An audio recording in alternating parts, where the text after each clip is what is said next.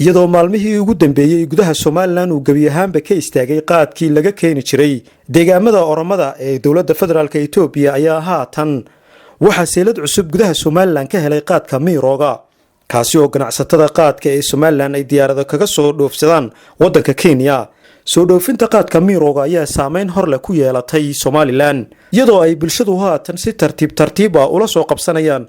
cunitaanka jaadkaasi miirooga goobaha qaadka cusub ee laga soo dhoofiyo Kenya isbedelkiisu ka muuqdo waxa kamid ah madaarka diyaaradaha caalamiga ah ee magaalada Hargeysa kaasoo hoonka dhawaqa dheer ee gaadiidka qaadka laga dhex maqlayo gudaha madaarka iyo wasaaradda duulista iyadoo kadinka laga galo garoonka diyaaradaha Hargeysa laga dareemayo saxmad ballaaran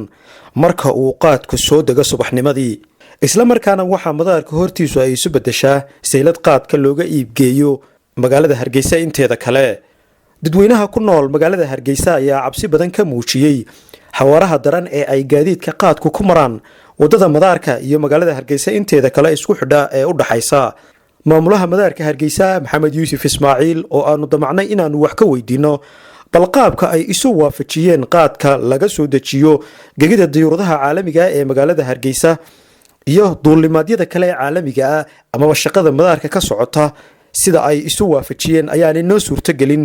in aanu helo kaasi oo aanu kala xiriirnay mobilkiisa gacanta hase yeeshee qaban waayay waa Mawlid Maxamed Saciid